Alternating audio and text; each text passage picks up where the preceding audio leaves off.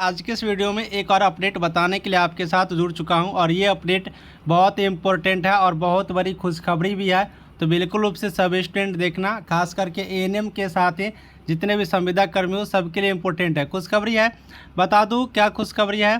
तो official notice पे चलते हैं और डायरेक्ट हम लोग देख लेते हैं। देखिए, इस नोटिस को आप लोग गौर करिएगा। सामान्य प्रशासन विभाग बिहार सरकार की तरफ से जारी किया गया है। प्रेषक है रजनीश कुमार, सरकार के संयुक्त सचिव है। और किनको लिखा गया है तो सभी अपर मुख्य सचिव, प्रधान सचिव, सचिव बिहार सूचना आयोग, श्रम संसाधन विभाग, कर्मचारी राज्य बीमा योजना, गृह विभाग, सैनिक कल्याण निदेशालय एवं पथ निर्माण विभाग को छोड़ करके, यानी कि जो इसमें यहाँ पर जो इसमें दिया हुआ है इसको छोड़ करके बाकी सभी को ये नोटिस लिखा गया है। ठीक है, इसमें अगर हम लोग बात करें तो यहाँ पर क्लियर लिखा गया है, संविदा नियोजित कर्मियों को नियमित नियुक्ति में अधिमानता तथा उनके मानदेय के निर्धारण पुनरीक्षण के संबंध में।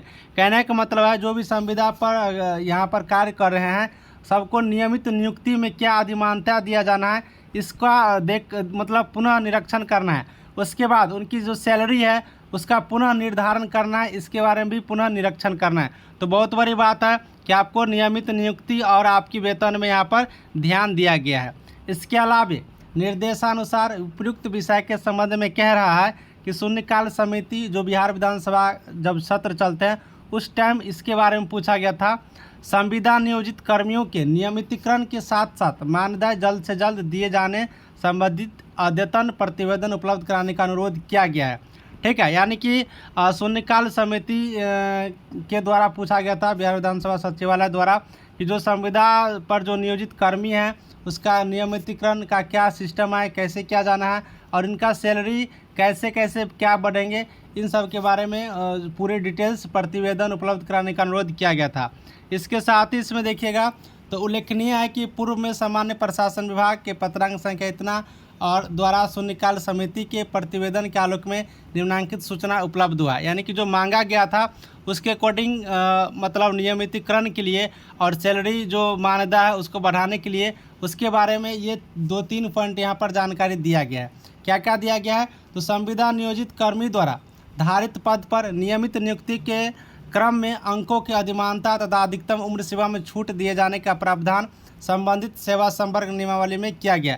यानी कि ये कह रहा है कि जो व्यक्ति संविदा पे कार्य कर रहे हैं वो अगर नियमित नियुक्ति लेना चाहते हैं, परमानेंट होना चाहते हैं तो उनको अंक दिए जाएंगे, जो कि आप देखते हैं 1 साल में 5 अंक आपको यहाँ पर दिए जाते हैं। इनके जवाब में ये दिया गया। ठीक है, तो ये हो गया परमानेंट वैकेंसी जो आएंगे और उसमें संविदा वाले को क्या फ़ायदा मिलेंगे इसके बारे में।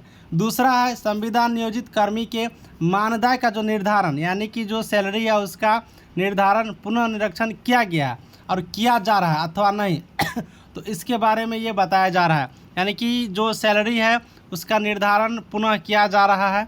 ठीक है, इसके साथ ही बिहार विधानसभा सचिवालय की शून्यकाल समिति द्वारा मांगे गए समेकित प्रतिवेदन उपलब्ध कराने हेतु वांछित सूचना 1 सप्ताह के अंदर उपलब्ध कराने की कृपा की जाए। यानी कि इनके लिए आपको 1 सप्ताह का टाइम दिया गया है और ये लेटर जारी किया गया है 1/4 को। तो बिल्कुल रूप से आपके सामने देखने को मिलेगा क्या कि 1 तारीख चौथा महीना है तो 1 सप्ताह का टाइम लिया गया है। तो आपको 8 मतलब 10 तारीख के बाद आपको दिखने लगेगा कि परमानेंट नियुक्ति में क्या सुविधा मिलने वाला है और सैलरी जो बढ़ेगा वो कैसे कैसे बढ़ेगा। तो ये सभी संविदा कर्मी पर होंगे, बल्कि बस इतना जो पोस्ट में इनको छोड़ करके। ठीक है, सब कुछ समझ गई होगी। अगर आपके माइंड में अभी भी कोई डाउट हो तो आप कमेंट बॉक्स में ज़रूर बताना। मिलेंगे आपके साथ आपका भाई चंदन नेक्स्ट वीडियो में, तब तक सभी को